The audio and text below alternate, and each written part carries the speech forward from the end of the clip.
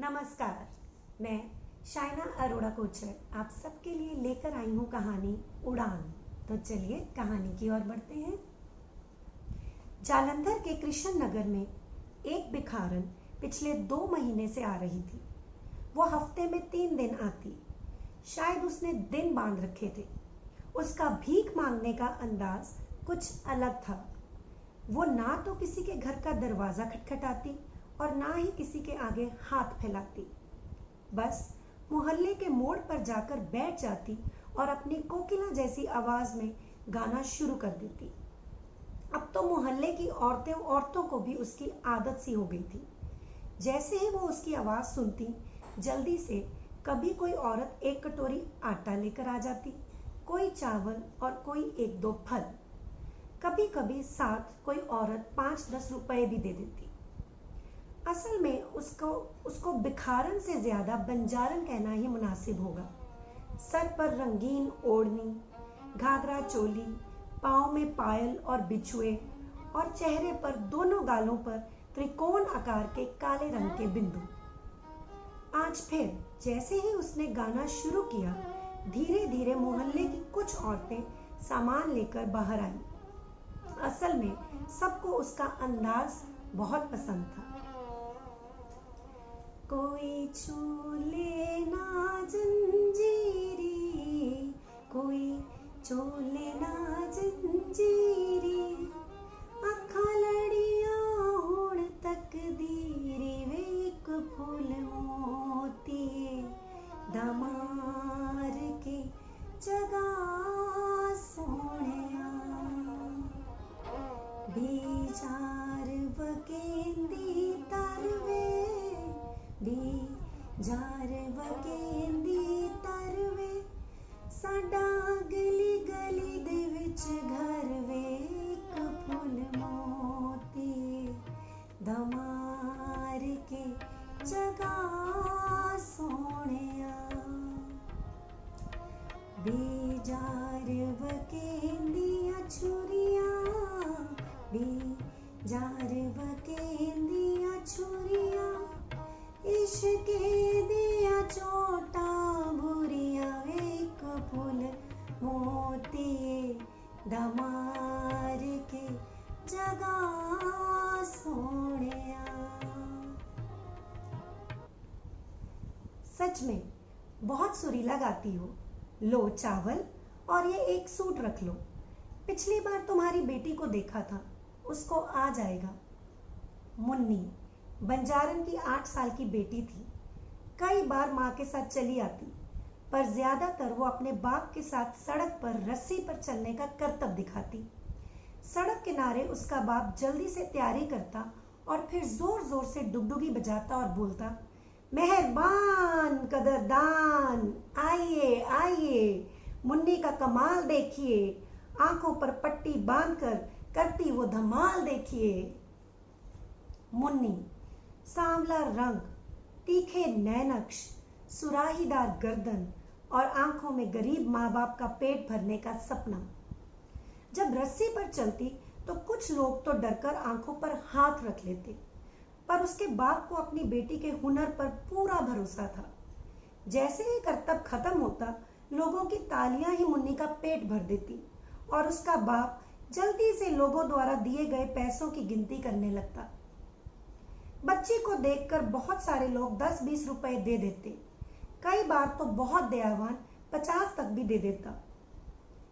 शाम के वक्त मुन्नी अपनी बस्ती की सहेलियों के साथ खूब खेलती, तितली की तरह इधर उधर भागती और फिर थक कर माँ की फूल जैसी गोद में सर रखकर सो जाती। कई बार सोते सोते एकदम से झटके के साथ जाग जाती और माँ से कहती, माँ साहब, मुझे लगा मैं रस्सी से गिर गई। माँ उसको अपने सीने से लगा लेती और कहती, अरे ना ही छोरी, तू तो हमारी बाहों में है, हमारे आंचल में। मुन्नी माँ की आंखों में आंखें डालकर देखती और फिर सो जाती। एक दिन मुन्नी फिर अपने बाबा के साथ करतब के लिए निकली। डुगडुगी की आवाज सुनते लोग जमा होने शुरू हो गए। तालियों की गूंज मुन्नी का साहस बढ़ाती। आज करतब के बाद जब मुन्नी का बाबा सामान बांध रहा था, तो तो सामने से दुकानदार ने उसको आवाज लगाई, सुनो भैया, इधर आओ। बिज्जू, मुन्नी का बाबा जाकर बोला, खम्मा खनी साहब, कहिए, इतनी छोटी लड़की से ऐसे काम करवाते हो, तुम्हें डर नहीं लगता? अगर कभी गिर जाए तो इलाज के लिए पैसे कहाँ से लाओगे? सब पेट का सवाल है और हमारी मुन्नी बहुत लायक है। दुकानदार थोड़ा बिज्जू के करीब आकर बोला, तुम कहो तो तुमको उषा दीदी से मिलवा दूं? उषा दीदी? वो कौन है? अरे तुम जैसे गरीबों के लिए फरिश्ता है, फरिश्ता। ये दिन भर जो बेटी को गर्मी में लेकर घूमते रहते हो, तुम्हें शर्म नहीं आती? देखो, पाँव देखो अपनी बेटी के, गर्मी में रस्सी पर चल चलकर कैसे सूज गए हैं। चेहरा देखो इस मासूम का। बिज्जू ने दुकानदार के आगे हाथ जोड़कर कहा, मन्ने माफ करो, मन्ने समझ को न पड़े। घबराओ मत, दुकानदार बोला। उषा दीदी ने अब तक कई मासूम और गरीब लड़कियों को शरण दी है। तुम चुपचाप अपनी बेटी को उनके पास छोड़ दो, इसकी जिंदगी बन जाएगी। पहनने को अच्छे कपड़े, खाने को अलग अलग व्यंजन, और अभी तो इसके सामने पूरी जिंदगी पड़ी है। मुन्नी को ये सब बातें सुनकर डर लग रहा था कि कहीं सच में आज वो आखिरी बार अपनी माँ के आंचल में सोएगी। वो घबरा कर बोली, बापू, मन्ने तिरस लागी है, मन्ने पानी पीनो है। दुकानदार ने मुन्नी को पानी की बोतल दी और कहा, लो बेटा, पी लो, शाबाश। कल माँ और बापू के साथ आ जाना, सुबह 10 बजे हम उषा दीदी के पास जाएंगे, वो तुम्हें बहुत प्यार करेगी। जैसे ही बिज्जू और मुन्नी वहां से गए, बस दुकानदार ने जल्दी से उषा दीदी को फोन लगाया और कहा, दीदी, आग है आग, समझो काम हो गया। मुन्नी बहुत उदास थी। झुग्गी में जाते ही वो भागकर बंजारन को चिपक गई और जोर जोर से रोने लगी। अरे छोरी, क्या हुआ थारे को? फिर वो बिज्जू से बोली, क्या हुआ हमारी मुन्नी को? बिज्जू ने जुगना को सारी बात बताई और फिर कहा, सुबह 10 बजे तैयार रहना। और फिर बिज्जू रोटी खाकर सो गया। मुन्नी और जुगना को नींद नहीं आ रही थी। मुन्नी ने माँ से कहा, वो आदमी अच्छा ना से, जब पानी की बोतल देते उसने हमारा हाथ पकड़ा तो बहुत बुरा लगा। जुगना ने मुन्नी से कहा, तू सो जा मुन्नी, तारी माँ की आंखें अभी खुली हैं। मुन्नी माँ से जोर से चिपककर सो गई। उसके सोते ही जुगना बिस्तर से उठी और झुग्गी की चौखट पर जाकर बैठ गई। रात का इतना सन्नाटा, पर उसके अंदर का शोर उसे बेचैन कर रहा था। वो सोच रही थी, क्या हम गरीबों की कोई पहचान नहीं? क्या हम गरीबों का कोई अस्तित्व नहीं? उसे वो रात याद आ रही थी जब उसने पहली बार रुई जैसी कोमल मुन्नी को अपने हाथों में लिया था और कसम खाई थी कि उसे पलकों पर बिठाकर रखेगी। पर हालात और गरीबी ने इतना मजबूर कर दिया था कि उसकी बेटी को हर रोज अपनी जान हथेली पर रखकर रस्सी पर चलना पड़ता था। ऐसी रस्सी जिसने उसके सपनों और अरमानों को पूरी तरह से बांध रखा था। फिर जुगना ने मुन्नी की तरफ देखा। वो आराम से बिस्तर पर सो रही थी। क्या कल सच में मेरी बेटी किसी की हवस का शिकार हो जाएगी? जुगना एकदम से घबरा गई और मटके से पानी लेकर जोर जोर से अपने चेहरे पर पानी के छींटे डालने लगी।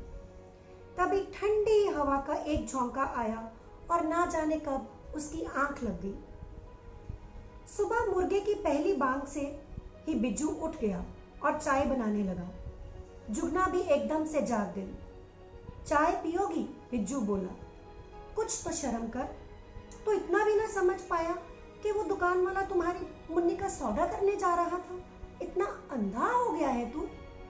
अरे वो उषा दीदी फरिश्ता है, फरिश्ता, बिज्जू ने कहा। मेरी बात कान खोलकर सुन ले, मेरी बेटी कहीं नहीं जाएगी। उषा दीदी लगा रखी है। आज के बाद तू मुन्नी से कभी भी रस्सी का करतब नहीं करवाएगा और ना ही उस दुकानदार से कभी मिलेगा। अब जुगना ने ठान लिया था कि वो मुन्नी को हमेशा अपने साथ ही रखेगी। शुक्रवार की सुबह वो फिर से कृष्ण नगर के लिए निकली, हाथ में झोला लिए। मुन्नी भी उसके साथ थी। जुगना ने कोई गाना नहीं गाया। आज पहली बार उसने एक घर का दरवाजा खटखटाया और झोली फैला दी। जब औरत ने दरवाजा खोला तो वो हैरान रह गई। इससे पहले कि वो कुछ बोलती, जुगना ने कहा, जी, मैंने देखा है आपके पास बहुत से बच्चे पढ़ने आते हैं। क्या आप मेरी बेटी को विद्या का दान दोगी? औरत ने मुन्नी की तरफ देखा और फिर बड़े प्यार से मुन्नी का हाथ पकड़कर अंदर ले गई। बस फिर क्या, मुन्नी की ख्वाहिशों पर बंधी रस्सी कट गई और उसे नई उड़ान भरने के लिए पंख मिल गए। धन्यवाद।